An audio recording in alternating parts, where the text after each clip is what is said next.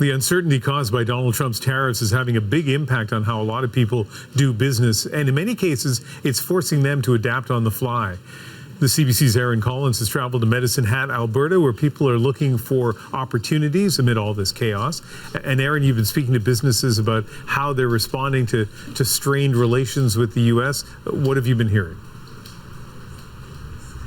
Yeah, you nailed it there, Ian. I certainly don't want to give the sense that people here aren't concerned, that they're not, a little put off by the way Canada is being treated by our neighbors to the south. But there is a real focus on how we can turn these lemons into lemonade. There's an opportunity within the obstacles, is what I've been hearing here. I'm going to give you a quick example. We toured some greenhouses here in this part of the world. That's one of the big sectors that fuels the economy here.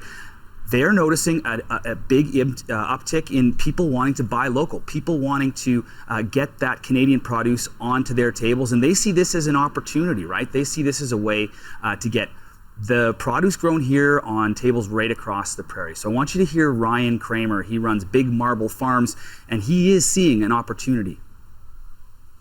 There's been a push for buying local and buying Canadian for a long time, but this certainly what's happened recently has increased that push. So we're looking at it that way. We're trying to see it as a silver lining thing, right? That people are going to be more focused on keeping product in Canada and supporting local.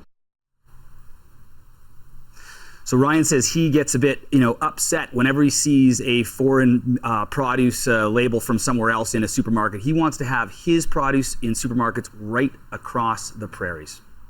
And you've discovered that there is a long tradition of resilience in Medicine Hat.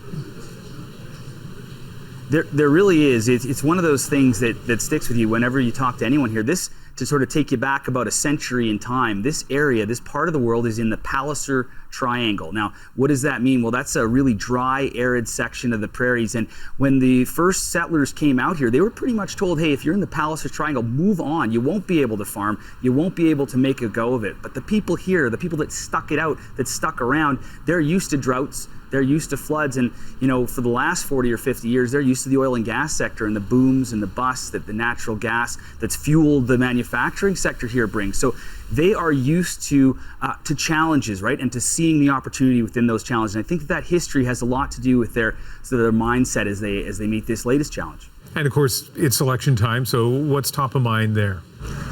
Well, I think that as the election comes forward here, what they're looking for is they're looking for the government to do something to help bring down some of those barriers that we're seeing with the interprovincial trade. I'll give you one example of that. The breweries here, right? We're about 30 minutes from the Saskatchewan border, but the breweries here say there's an 18-hour journey to get their beer just across the border to Swift Current from here in Medicine Hat. It's got to go up to Edmonton, then over to Saskatoon, then all the way down to Swift Current. They'd like to see that red tape cut, those interprovincial trade barriers brought down. So that's one example.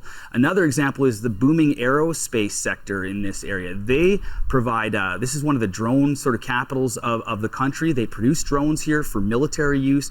They create drones to be used in measuring weather. And they're hoping that the tensions that are ongoing with the U.S. are going to have the federal government increase some sort of investment in the aerospace sector in this part of the world. Have a listen to Spencer Fraser. He runs Landing Zones, one of the drone companies in the area.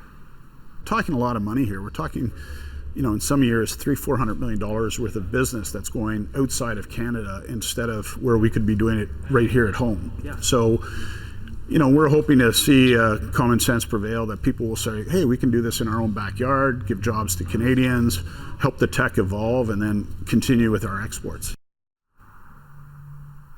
So another example of how things might not be going the way people have come to expect it when it comes to trade between Canada and the U.S., but folks here in the Palliser Triangle in Medicine Hat looking for those opportunities.